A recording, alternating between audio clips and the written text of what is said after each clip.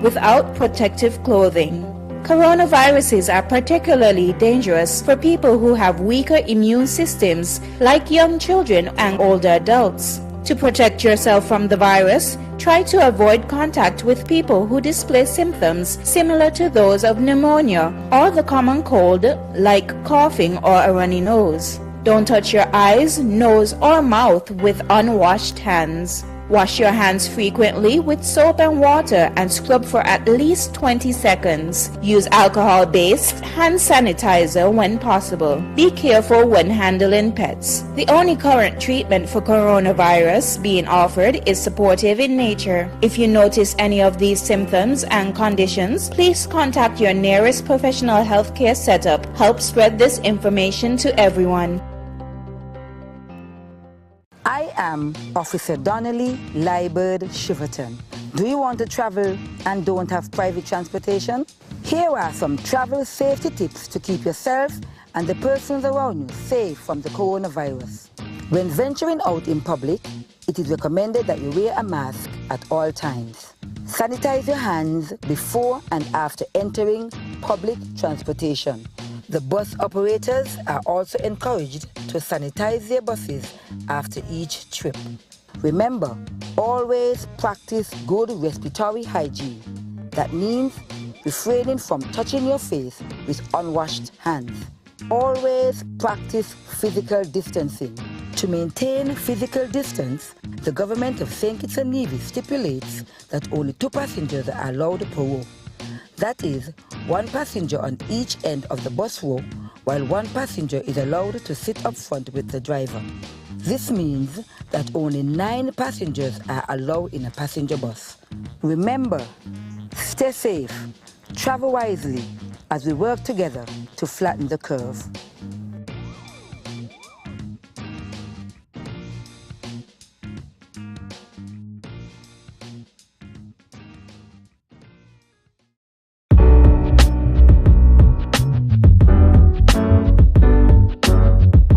Before touching the mask, clean hands with an alcohol-based hand rub or soap and water. Take the mask and inspect it for tears or holes. Orient which side is the top side, where the metal strip is. Ensure the proper side of the mask faces outwards, the colored side. Place the mask to your face. Pinch the metal strip or stiff edge of the mask so it molds to the shape of your nose. Pull down the mask's bottom so it covers your mouth and your chin. After use, take off the mask. Remove the elastic loops from behind the ears while keeping the mask away from your face and clothes. To avoid touching potentially contaminated surfaces.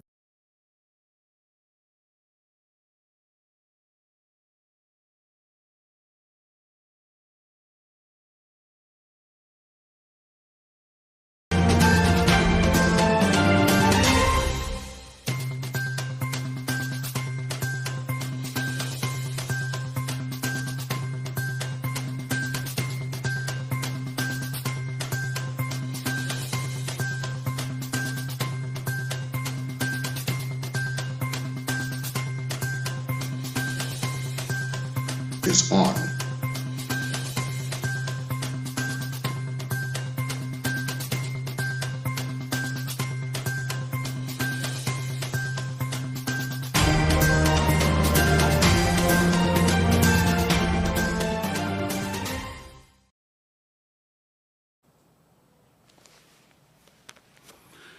Good day and welcome to the National Emergency Operations Center COVID-19 weekly briefing for the 1st of December 2021. We have entered a new month and it's a very busy month because then we have Carnival and then we have our Christmas season as well. It's a very festive month. We continue to update you and to bring you information with respect to the management of the COVID-19 pandemic here in the Federation of St. Kitts and Nevis. The pandemic is not over, and recently you would have heard that Omicron is the new COVID-19 variant, which means that the virus continues to reinvent itself, continues to have mutations. And so it is a stark reminder to us that the COVID-19 pandemic is not over. It is still with us, and we have to keep implementing all of the measures, those that are pharmaceutical and the non-pharmaceutical measures, to combat this very dreadful and elusive virus that has wreaked so much havoc in the world. So thank you very much for joining us. We are joining you at this time because, of course, there was the National Assembly today, and it was just adjourned a few minutes ago. Nonetheless, we are happy to be here. We heard a lot of commendation going out to the Prime Minister, Dr. the Honorable Timothy Harris, on his 28 years as a parliamentarian. And we here at the National Emergency Operations Center also would like to wish the Honorable Prime Minister, a happy 28th anniversary of being a parliamentarian. Today, I would like to first introduce or to invite to the podium Dr. Cameron Wilkinson, our Medical Chief of Staff at the Joseph N. France General Hospital, to give us a presentation. Doctor.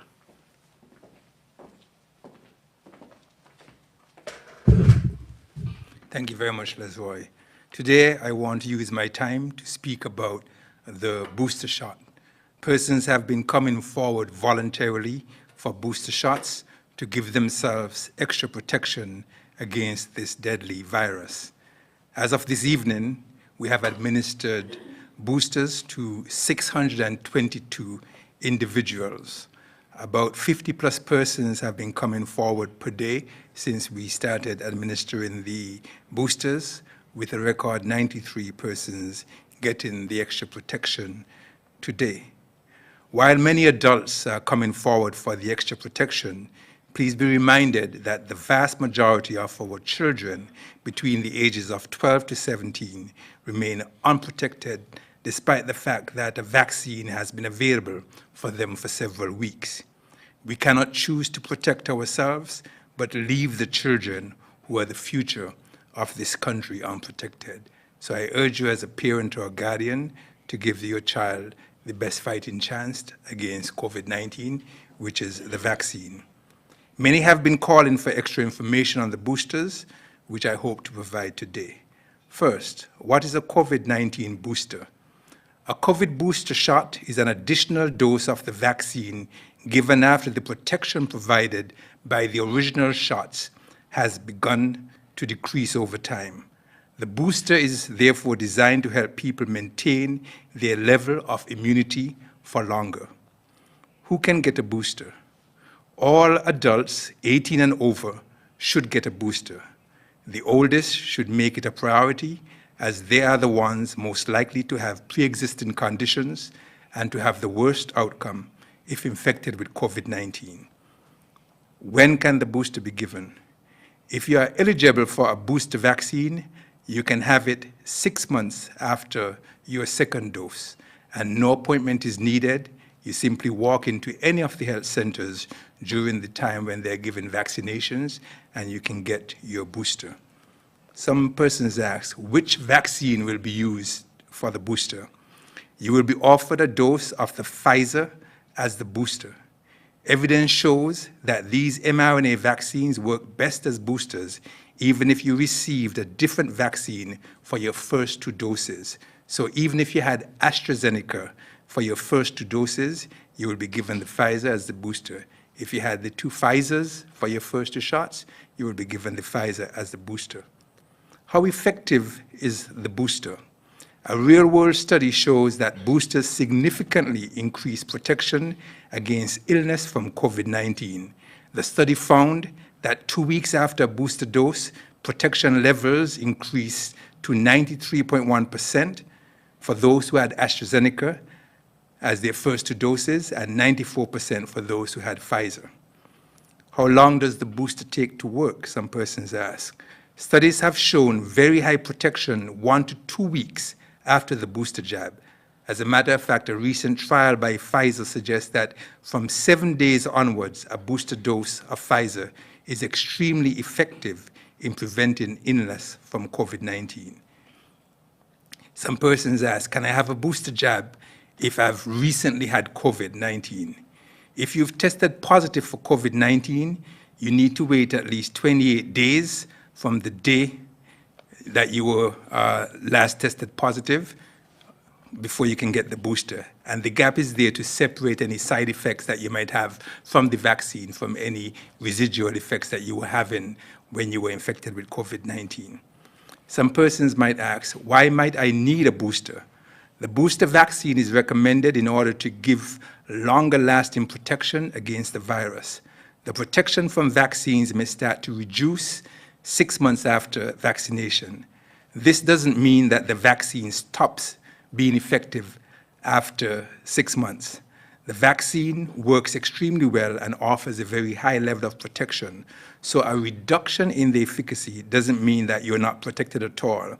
What it does mean is that a booster will give you a higher level of protection, and this extra protection is even more important as we have new variants circulating. Persons ask, what is the difference between a third dose and a booster dose? The main difference is in the reason why it is given. If you are immunosuppressed or immunocompromised, which means that you can't mount a proper immune response, you will be offered a third dose of the vaccine to increase the immediate level of protection you get from that vaccine. This is because you will not have a strong enough immune response after 2 doses, and this is generally given 8 weeks after your second dose and is part of your primary vaccine program, and so it is not considered a booster. On the other hand, a booster vaccine is offered to all adults because we know that the immunity from vaccines can wane over time, and so it is to boost your level of protection. Some persons ask, will I get a booster vaccine every year? The current advice on boosters is for the upcoming months. The situation will be kept under review depending on what happens with COVID-19. It's possible that a COVID booster jab will be offered every year like the flu jab if the virus continues to circulate and mutate. And if persons continue to refuse to come forward and be vaccinated, the virus will continue to circulate. We can see more variants developing and possibly use almost every single letter in the Greek alphabet to name these variants, but we are not helpless. We can put a stop to this by coming forward, getting vaccinated so that we can stop the spread of this virus and therefore arrest the mutations. Some persons ask, can the COVID-19 booster be given at the same time as the flu jab? Because we know that there's some persons who are going forward now to get their flu shots. Yes, the flu shot and the COVID-19 booster vaccine can be offered at the same appointment. Now, thanks to social distancing and other measures, we did not have a significant flu season last year, but there are a lot of persons now who would not have the necessary protection because every year when the flu comes around, you get some degree of protection. So those persons who normally take the flu jab, you can go forward and get your jab, and there is no contraindication to you getting the booster at the same time. Some persons ask, what are the side effects from the booster? Some people will experience mild short-term side effects after having their booster, and these side effects are similar to those from the first 2 doses, including pain at the injection site, heaviness at the arm, a little headache, feeling tired, achy, or just some mild flu-like symptoms. Some persons don't have any side effects at all, and these symptoms don't last for more than 1 to 2 days. And so I am pleased to see that our adults are coming forward in their numbers voluntarily to get their booster shots to give them an extra protection. but are these same adults who have come forward to get 1 shot, 2 shots, 3 shots, these same adults who have carried our vaccination coverage among our adults to over 80.3%. These are the ones who are responsible for the children in our society. And we see that the vaccination coverage among our children, it is still in the low teens. And so I want to ask you, if you have done what's right for yourself, do what's right for your children, and bring them forward to be vaccinated so we can all be protected. Thank you.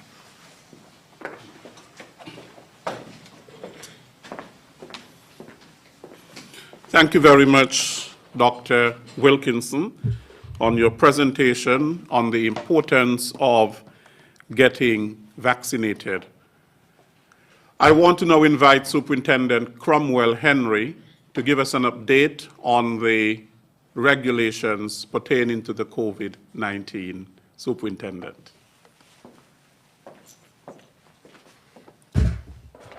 Thank you very much, Mr. Williams, and a pleasant good afternoon to all listening to this broadcast via whatever means. We continue to see easing of restrictions as our COVID-19 infection rate remains consistently low. Current emergency powers regulation will expire on December 2nd. On Friday, December 3rd, when new regulations are published, we shall see a further easing of some of the COVID-19 restrictions. Some of the restrictions to be eased will include restrictions on social activities. I must warn you, however, that with the new regulations, with the new developments surrounding the new COVID variant, we have to proceed with caution to minimize risk of infection. We will therefore require persons attending events to continue to adhere to the COVID-19 prevention measures such as good hygiene and sanitization behavior and the wearing of face masks. The new regulations will also add another layer of protection by requiring organizers of events to ensure that only vaccinated persons are permitted entry. It therefore means that patrons entering these events will be required to present a valid government ID and their vaccination cards at the point of entry. The number of persons permitted to attend events and patronize bars will also be increased to 75% of the normal capacity of the venue. This capacity will be determined by the compliance team or the fire department, who will visit the establishment and conduct an inspection. The new procedures will apply to mass events and will also be laid out in the new regulations. We therefore ask that organizers familiarize themselves with the new procedures and other provisions relative to events when the new regulations are published. As we transition to this new paradigm, we ask for your patience with the process, always keeping in mind that we are still in a pandemic, and we have to ensure that whatever we do is done in a measured way, keeping in mind public health and safety. Thank you.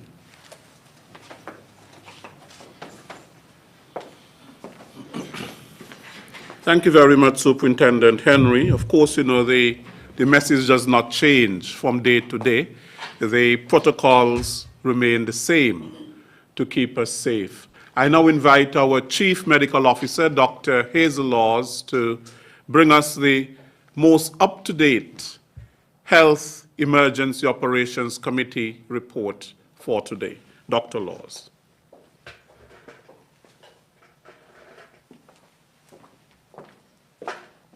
Thank you, Mr. Williams, and pleasant good afternoon to everyone.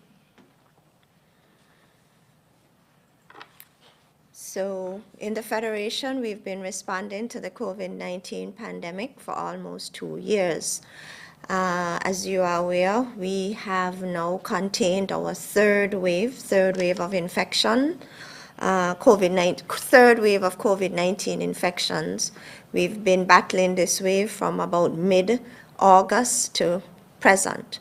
Now, over this past week, we've only identified 12 newly diagnosed cases of COVID-19. During this same period, we've only had 1 hospital admission, 2 individuals were discharged, and we continue to enjoy an excellent recovery rate, with 68 persons recovering within this past week. This slide provides a snapshot as to where we are in terms of our COVID-19 response. So to date, we have reported a total of 2,786 confirmed cases of COVID-19, with 2,320 of these cases identified on St. Kitts and the remainder on the island of Nevis. Now, again, as I said before, we continue to enjoy excellent recovery rate, with 2,740 individuals recovering nicely. So that leaves us with 18 cases. So right now we are only monitoring 18 active cases, 7 on the island of St. Kitts and 11 on the island of Nevis. In terms of COVID-19 related deaths, we've only reported 28. And it's with pleasure we say that we do not have any cases in hospital. So there are 0 admissions in terms of COVID-19. This provides you some demographic data related to the deaths. So 86% of the individuals who died were unvaccinated, and the majority of them were 60 years and over. And so I want to use this opportunity, as I have each week, to reach out to the older adults in our population, those who are also diagnosed with other chronic illnesses like diabetes, hypertension, heart disease, kidney disease, etc., even asthma. We really want you to come forward and accept the vaccine, because if you are not yet vaccinated, you are vulnerable. Just yesterday I heard there's this young lady applying for a job, and she had an interview, and she's diabetic, and her story is that she's not vaccinated because she's diabetic and on insulin. And, you know, I said to myself, if she's diabetic and on insulin, she's vulnerable, because if she were to contract the disease, her risk, and she's obese, so she's unvaccinated, diabetic, on insulin, and obese, so she would be at risk for contracting the disease and at risk for moderate to severe COVID.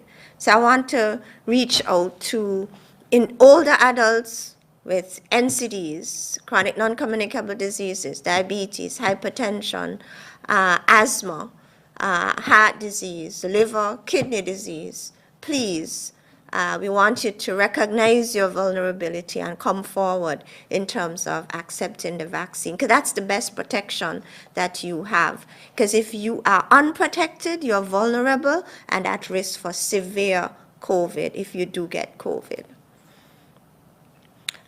This slide just provides information regarding the 2,786 cases. 70% of the cases were not vaccinated. 6.9 or 7% partially vaccinated. So yes, if you are unvaccinated, you are at risk of COVID. We now have a new variant on the horizon. It's a new kid on the block, and we want you to come forward, recognize your vulnerability, and protect yourself. That's the best weapon we have to date. So we continue our vaccination program, and to date we've achieved the following coverage rates, whereby 80.2% of the adults in our population have come forward and received the first dose. And this is a threshold that we highlighted a few months ago, and we have attained it.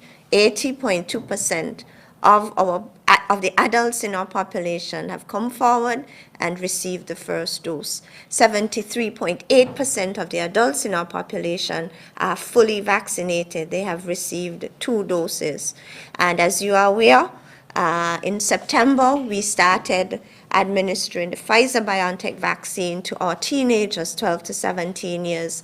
14.2% of these teenagers have come forward already and received the first dose, and 11.9% are fully vaccinated. So again, I want to use this forum to reach out to parents and guardians of the teenagers. So we wanted to empower yourselves in terms of the facts about the Pfizer-BioNTech, its safety, and we wanted to come on board in providing consent for your teenager to be vaccinated, because in so doing, you will be facilitating ensuring safety in our schools, such that our children can continue face-to-face learning, because some of the children, they are not doing well in terms of online tutoring. All right, so this slide provides a disaggregation of the data by island, and so you can see that in St. Kitts, 84.8% of the adults have received the first dose.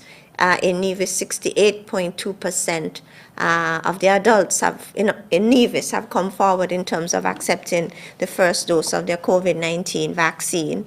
And then you could see 73.8% federation percentage or coverage rate in terms of the adults being fully vaccinated. St. Kitts, 77.1, Nevis, 65.0. So this slide just shows the data, the disaggregated data by island. All right, so Dr. Wilkinson provided you a presentation about the booster shot. I just want to say that the booster shot is available to all adults or persons over 18. Once you would have received the first vaccine series over 6 months ago, and you can come forward and request your booster shot. Just walk into any health center, make your request, and you are good to go. All right, so our Prime Minister would have announced these new measures earlier today in Parliament, and so I just want to underscore what he said. And so as of Friday, the 3rd of December, all vaccinated tourists who are arriving by cruise, so all cruise passengers who disembark, and all layover passengers at our hotels who would have completed their 24-hour quarantine, they are free to go to any of the tourist, the COVID-19 approved attraction sites and beaches. So let me repeat, all vaccinated tourists, meaning those arriving by cruise or by air. Let me just add, if you have arrived by air and you are staying at one of the hotels and you completed your 24-hour quarantine, so in other words, you would have done that test on arrival within 24 hours. If that test result is returned negative, you are then free to go to any of the approved tourist or attraction sites or beaches. And so both can mingle, the cruise passenger and the layover passenger who would have completed their 24-hour quarantine. The second measure speaks to the unvaccinated or partially vaccinated inbound passenger. The quarantine period is now reduced from 14 days to 9 days. So if you are coming into the Federation and you're unvaccinated, so at present, it's only our nationals and residents who qualify or who can return home unvaccinated. And so if you are an unvaccinated national, returning national, or partially vaccinated, meaning you only have one dose on board, you now qualify for a 9-day quarantine period. And thirdly, entertainers will now be able to undertake mass events for fully vaccinated patrons with 75% space capacity. Superintendent Cromwell Henry spoke to this in his presentation. Okay, so I just wanted to remind everyone about the 4 variants of concern, or the original 4, meaning the alpha variant, the beta, gamma, delta. We now have a 5th, Omicron. Okay, so in the region, in the Caribbean region, this is data coming out of CARPHA, we have these 4 variants of concern in circulation. So we have the gamma variant, 39% of the samples they've processed to returned positive for gamma. The alpha variant, 15%, and delta variant, 36%. There's the lambda and there's the mu. And there's also beta, but a smaller percentage. So all 4 of the original variants of concern are in circulation in the region, in the Caribbean region.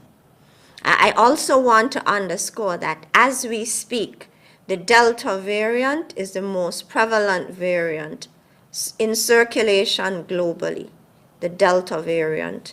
It's highly contagious, and unvaccinated individuals are at risk.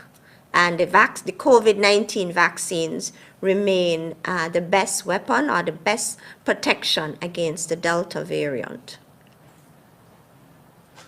Omicron.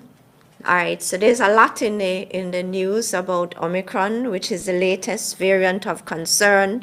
It was highlighted or brought to the fore by the World Health Organization on Friday, November 26.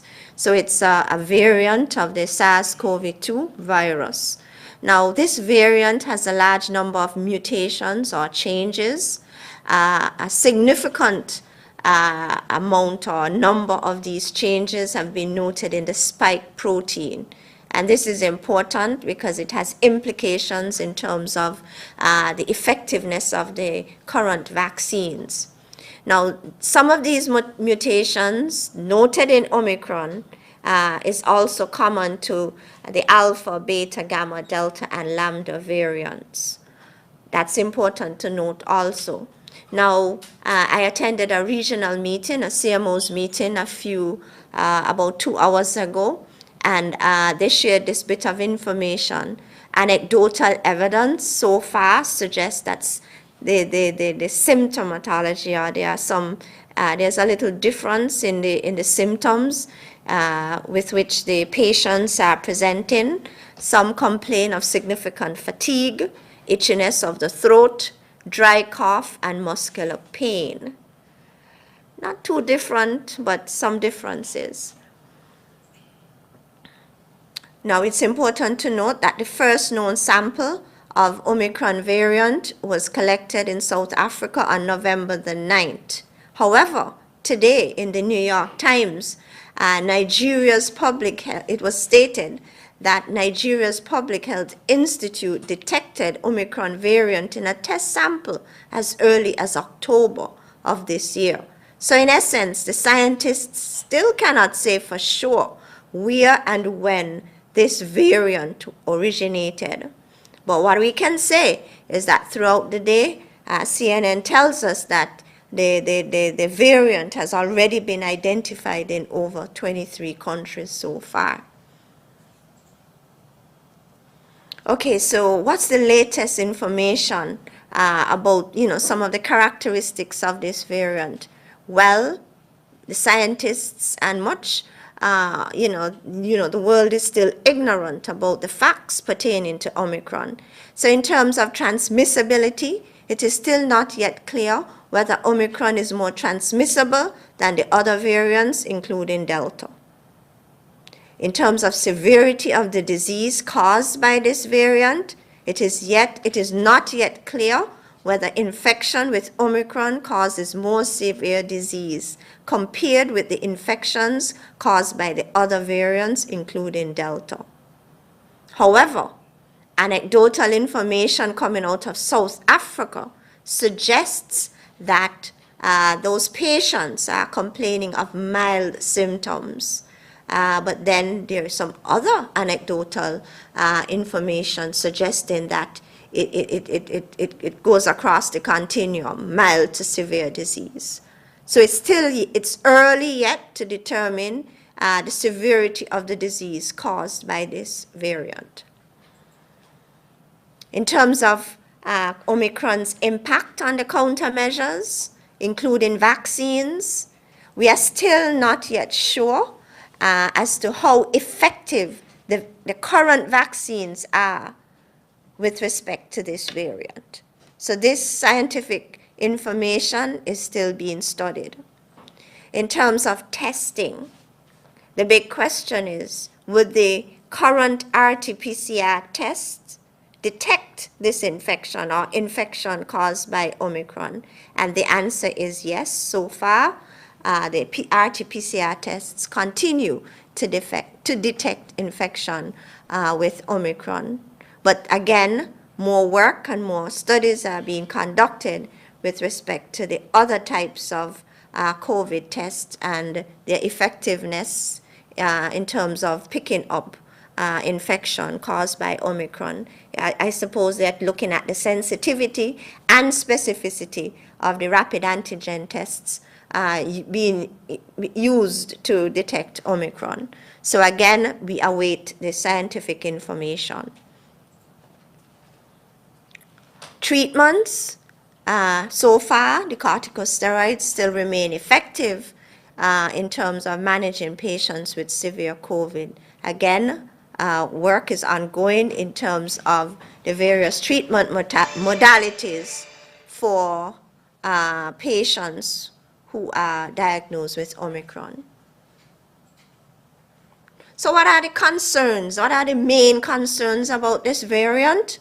All right, so previously identified mutations found in this Omicron variant have shown potential for increased transmissibility, potential for increased disease severity, and probably a reduction in the effectiveness of antibodies that your body would have produced either naturally or vaccine-induced. Early modeling suggests that Omicron may be as much as 100 to 500% more transmissible than the original strain. But again, this scientific information has to be confirmed or is yet to be confirmed.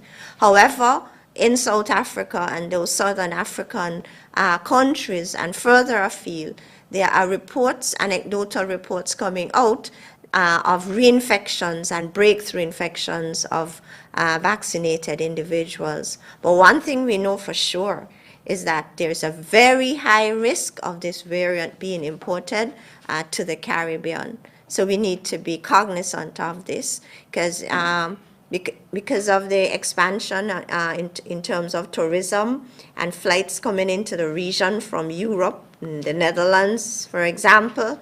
There's a very high risk of this variant being imported to the Caribbean. And so this variant fueled concerns and fear, and it sparked a wave of travel restrictions. However, we want to underscore that the scientists are still seeking additional information about this Omicron variant. We are still ignorant about this Omicron variant, and so we do not have enough information in terms of following suit with a travel restriction, and so that recommendation was not made.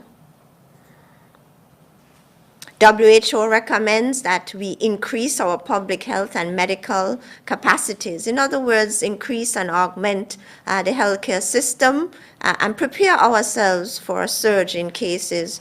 We need to continue the COVID-19 prevention and control measures. We need to enhance surveillance, and we need to make sure that the appropriate samples are sent for genomic sequencing. We need to, the world needs to address the inequality in access to COVID-19 vaccines. And most importantly, we need to enhance border surveillance. And so we need to be able to pick up Omicron as soon as it appears at our shores. And so border surveillance, critical. And so that's why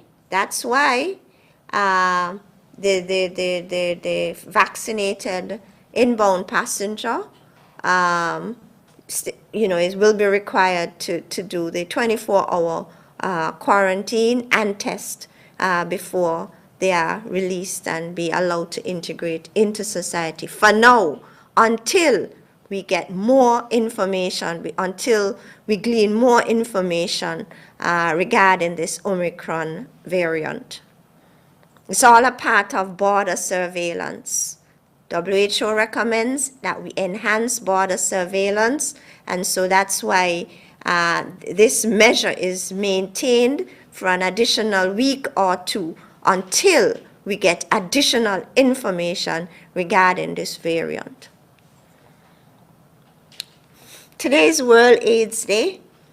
The theme, End Inequalities, End AIDS, End Pandemics. Broad objectives.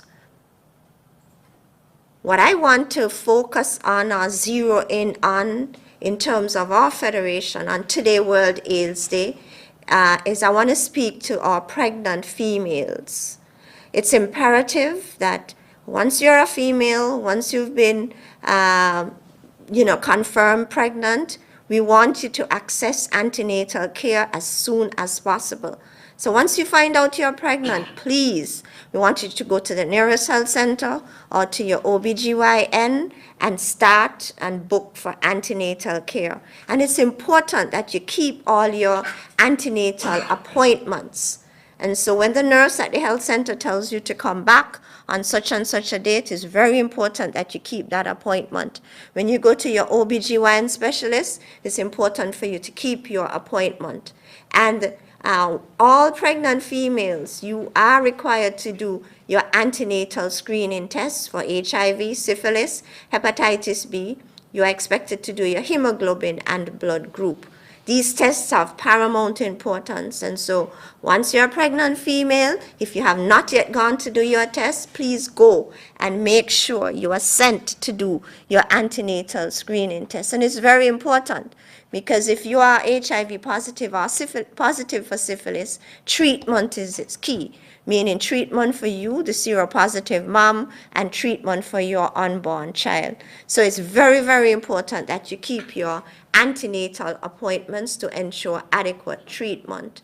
And of course, the last bullet point, if you're pregnant, you are expected to book for delivery at the Maternity Wing, JNF General Hospital, Maternity Wing, Alexandra Hospital, and this must be done at 28 weeks gestation.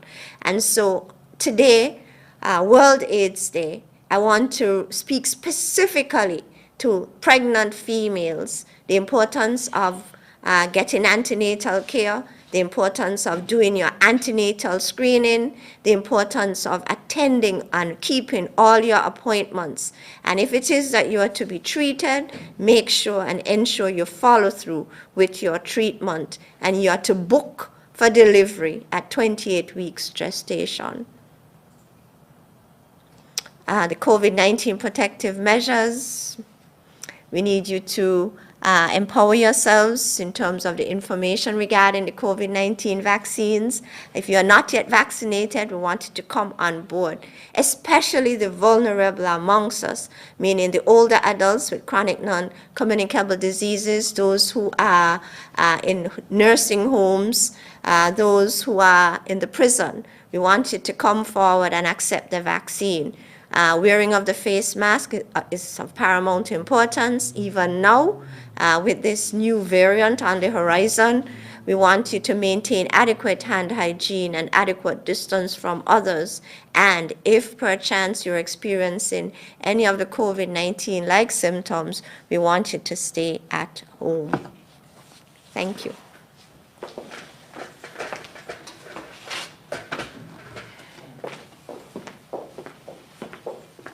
Thank you very much, Dr. Laws. Hearing you say that the Omicron was detected much earlier than it was reported, I think that South Africa must be commended for reporting it. Because if it was detected by other countries and they did not report, then South Africa is really to be commended.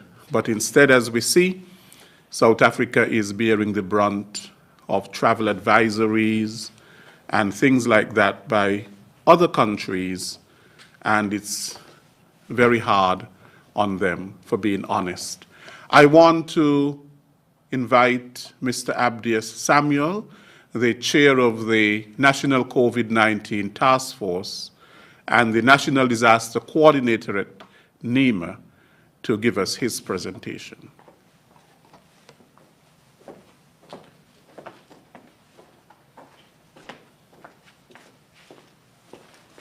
Thank you, Mr. Williams. And I love your mask that matches with your shirt, you see. Right. A pleasant good evening to all those who have joined us via the various means.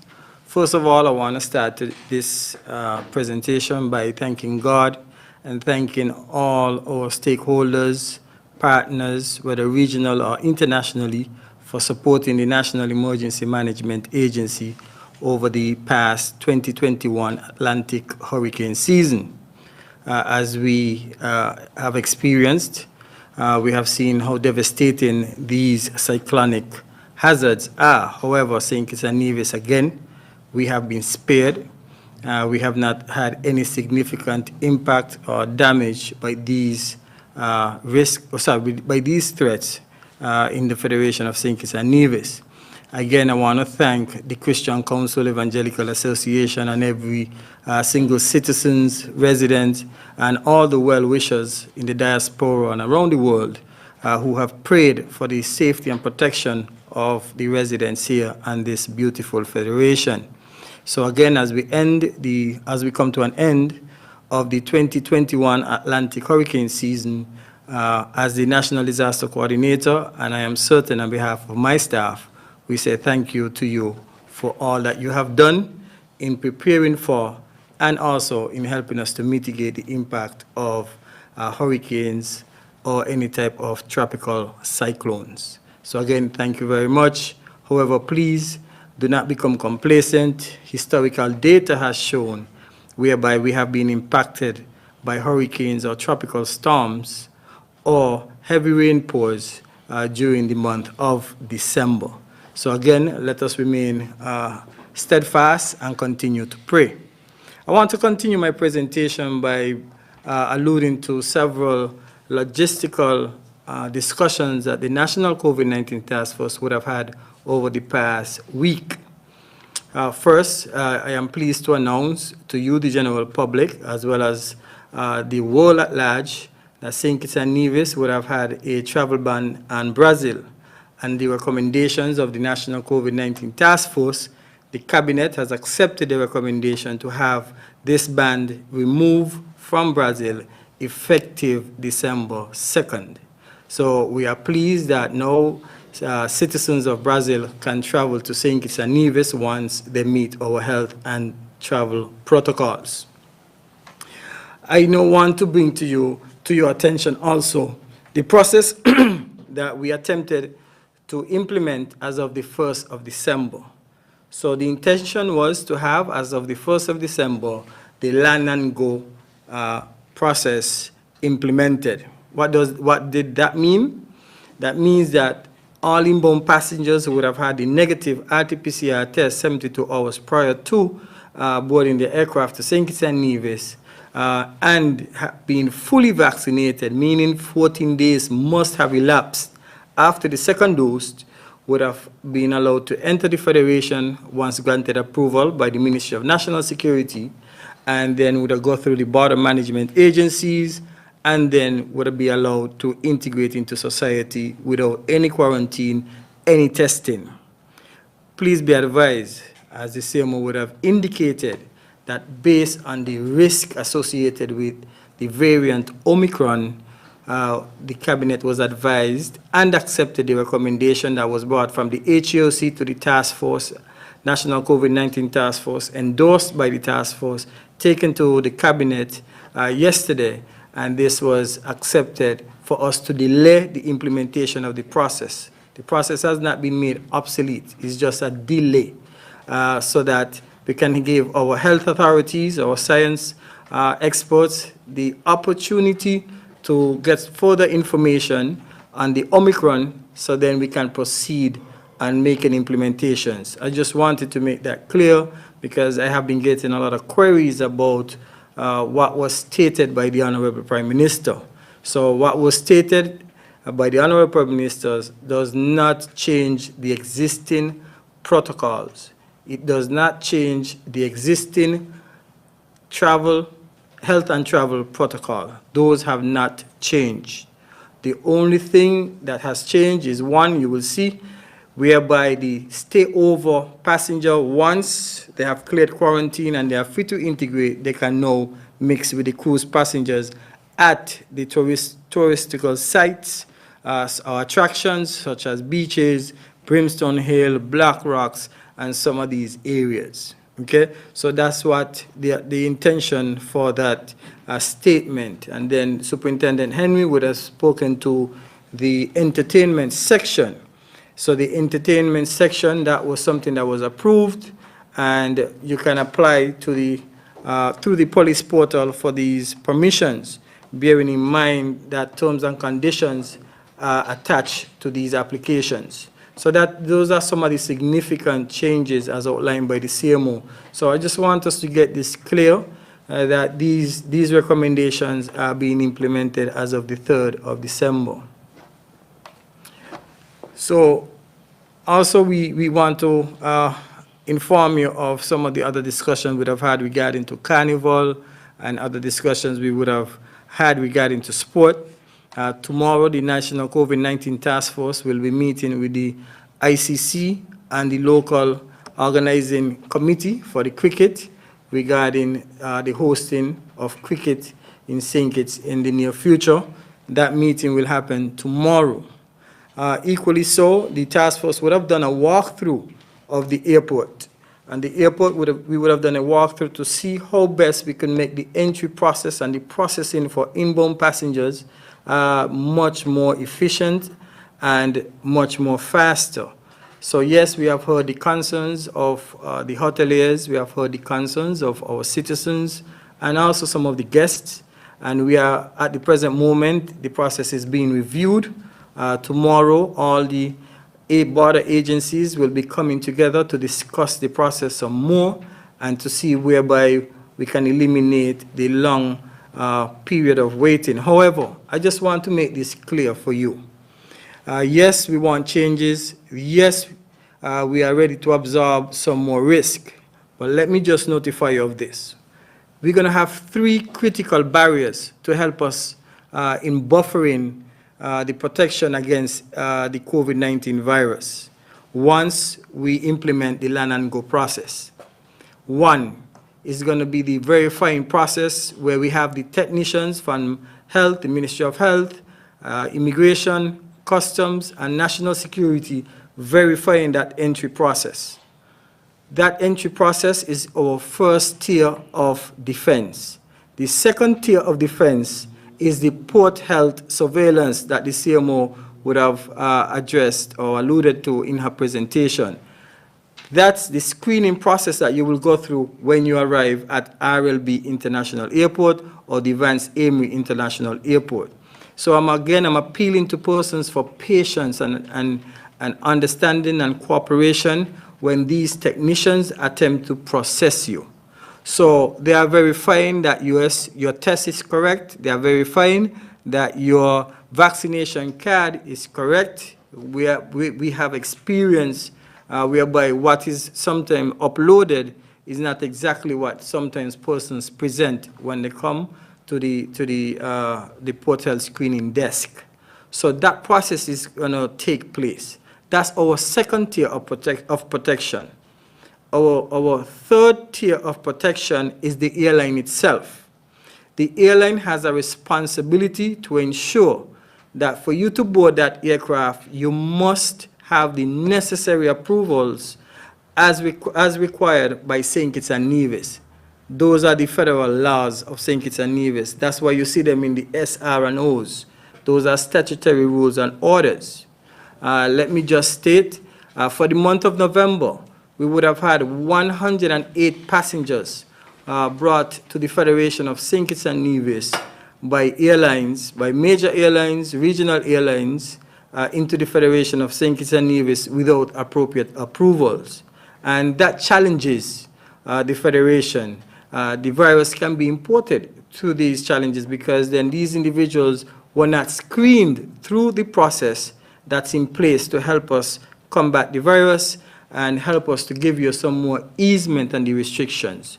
So we are looking at ways and means to collaborate more with the airlines so that they can help us in the fight against COVID-19 to manage the border management challenges that we are facing worldwide.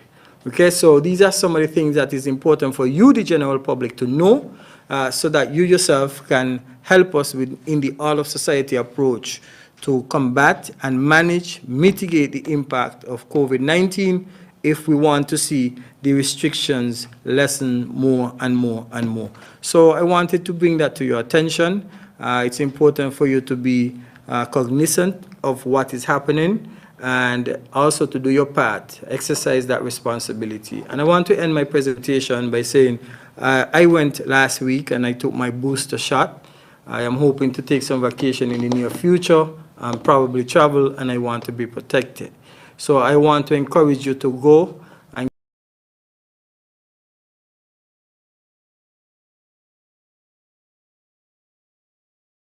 tell family, friends, and everyone. Again, we saw that Dr. Wilkinson made the clarion call for 142, then 47 more. We reach it. So let's continue to see if we could reach 100%. So let's continue the clarion call for vaccination, and more vaccination. And some questions have come to us about the taking of temperatures. Does this mean that we're not going to take temperatures anymore? We're not going to sanitize anymore? We shouldn't take names anymore, etc.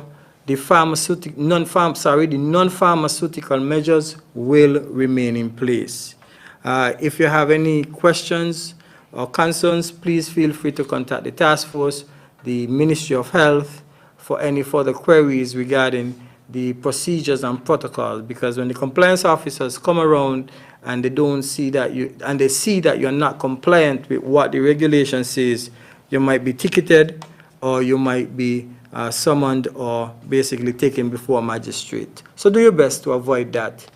Before you take action, consult and let the task force guide you, and Ministry of Health guide you, the security forces guide you as to what you can do and cannot do in the context of COVID-19. So thank you very much, everyone. I want to wish everyone a happy remainder of this week. We are into the best month of the year, December. I'm a December born, so it's the best month to celebrate. Thank you very much.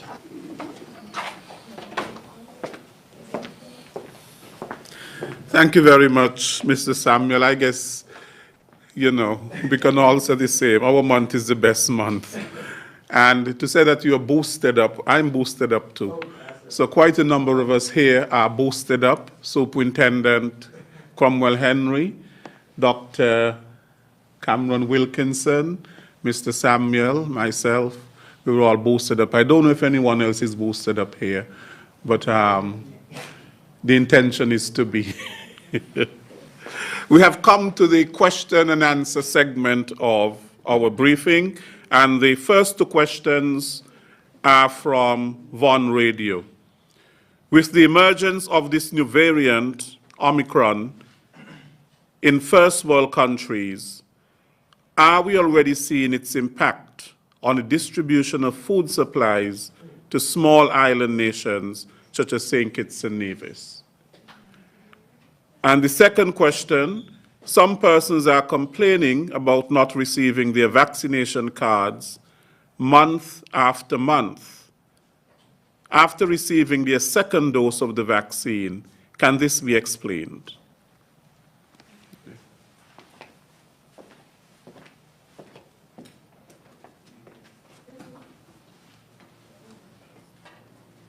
Good evening, everyone. I will attempt to answer the first question. I think it is in reference to the intended or expected supply chain interruptions that we have seen, where persons are now questioning whether we are beginning to see the effects here in terms of the local food stock. I have not seen that as the Minister of International Trade. I know some persons have said that as they move around to certain shops in the various communities, you might see bare shelves, but that is not necessarily an indication that the supply chain global interruptions that are taking place are beginning to have an impact here in St. Kitts and Nevis. It could simply be a matter of dysfunction that might be experienced by the store owners in terms of stocking and restocking of shelves as well as their own warehousing capacity.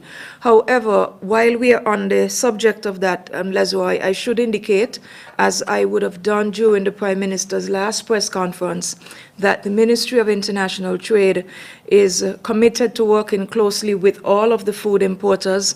Up to today, I would have had a conversation with the Financial Secretary on the matter. There are several options that we have in front of us once we put that multi-stakeholder group, inclusive of customs, the Chamber of Commerce, small business interests, etc., as well as general wholesalers, as to the best way forward. A number of countries have looked at certain options, including easement at the port, insofar as using historic data for the port charges that would have been accrued prior to the impact created by supply chain problems. So that is one mechanism, but we will look at it closely and carefully, because whatever we do, even if we are to come up with any type of relief, we want that relief to get to the consumer. And we want it to be able to be demonstrated that way. But as it is right now, there is no evidence that we can tell that we are beginning to see that type of impact here on us. Yes, it is true St. Kitts and Nevis is a net importer of food, and it begs the question all over again. Now that we have all of this arable land available to us since the closure of the sugar industry in 2005, shouldn't we be making better use of it in terms of growing more of what we consume, and therefore increase our food security quotient as it relates to being sure of where your food comes from, and at the same time, going back to the age-old practice of backyard gardening, simple types of products that you don't need to go to the supermarket to buy, including your bananas, herbs, thymes, other small crops, tomatoes, greens, etc. These are things that people can plant, even in a flower pot if you don't have a backyard. So we will be working closely with the Department of Agriculture, as well as Finance, Ministry of Health, Ministry of Trade, etc., because what we want is a more coordinated response to what might be a problem for us down the road, but at the moment, we cannot say that that is the case.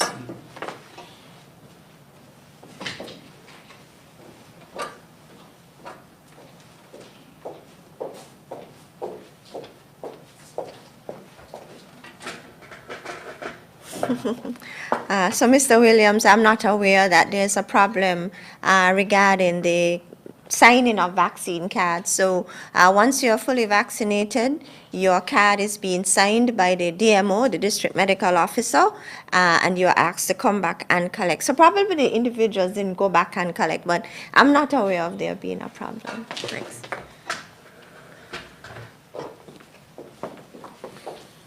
Thank you, Minister Phipps and CMO. These are our last questions for today. Now that we have reached the 80% threshold in terms of vaccination, do returning nationals still have to quarantine for 24 hours? I think it is worth repeating, because I have received a number of the very same things coming out of some things that were said today. Residents who will be in home quarantine and own a vehicle, can they drive themselves to do the COVID test? And those are the last questions.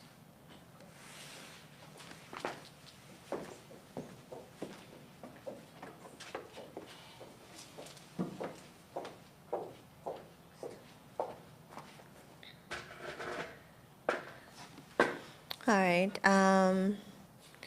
Okay, let me just begin by stating inbound travelers to the Federation of St. Kitts and Nevis, if you are fully vaccinated, you have to submit a negative RT-PCR test done within 72 hours of traveling to the Federation.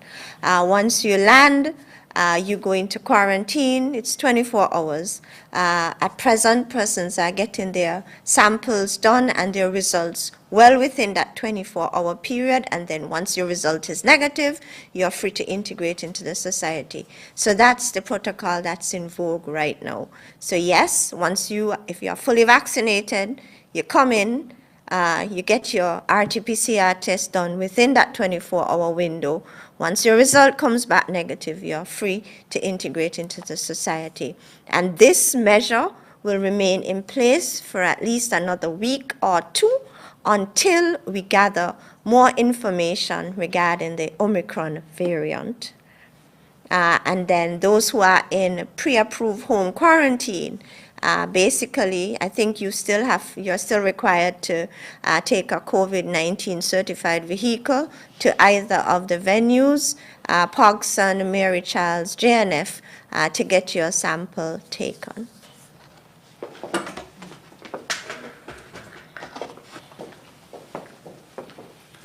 Thank you, Dr. Laws. That brings us to the end of our question and answer segment for today.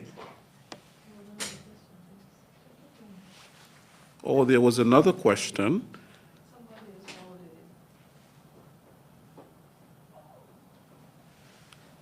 Okay. Could you please ask the CMO if I am fully vaccinated with the J&J, Johnson & Johnson, could I still get the Pfizer booster?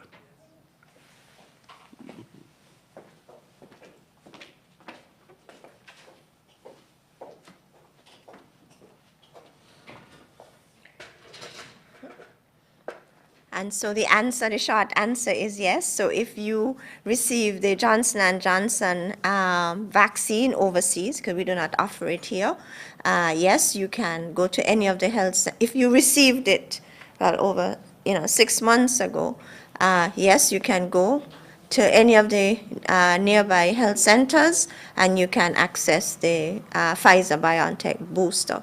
So actually, if you received any of the WHO-approved COVID-19 vaccines and your primary vaccination series have gone 6 months, you can come forward and access the booster shot, which is the Pfizer-BioNTech. That is if you're 18 years and over.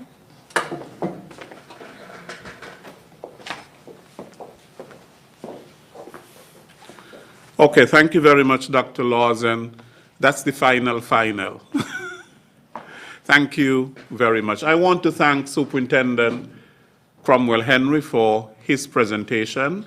We thank our Medical Chief of Staff, Dr. Cameron Wilkinson, who is an advocate, a very big advocate for vaccination, but of course all the COVID-19 protocols on a whole, because he understands as a doctor that the effectiveness of these measures. And Dr. Hazel Laws, our Chief Medical Officer, who continues to work very hard in terms of the management of the COVID-19 pandemic. We also thank Mr. Abdias Samuel, our head, our chair of the National COVID-19 Task Force.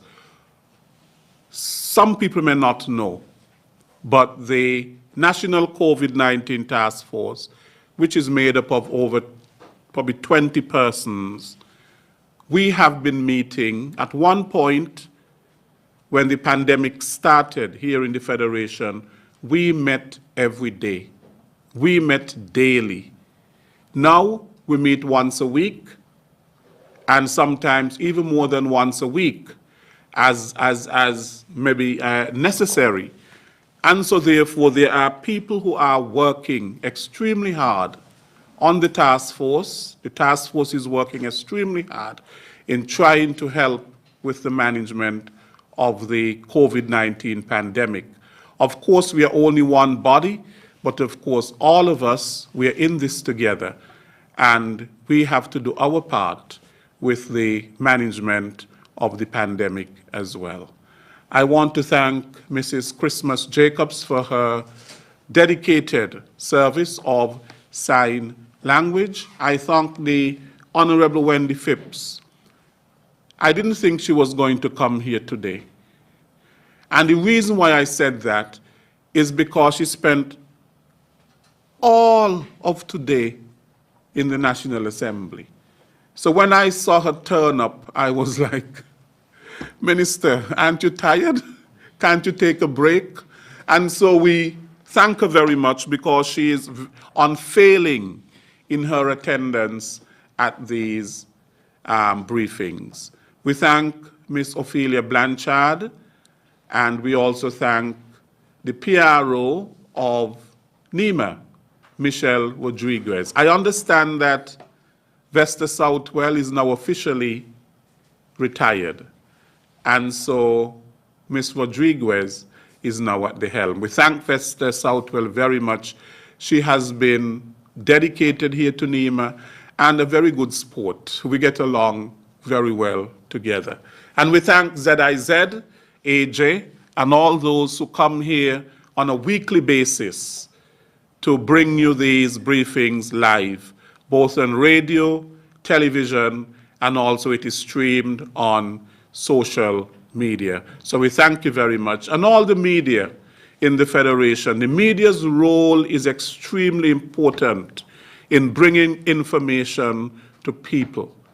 It is not just about entertainment of people, but bringing credible information to the public.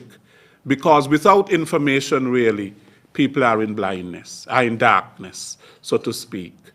And so information is important. We have to shine a light in the darkness, and that is what information does. It helps people to be more aware of what is happening so that they can know how to act. How to act. And so thank you to the media, and thank you to all of you for joining us for these briefings on a weekly basis. Next week we will be back with another COVID-19 briefing. Until then, take good care. I am Les Roy Williams.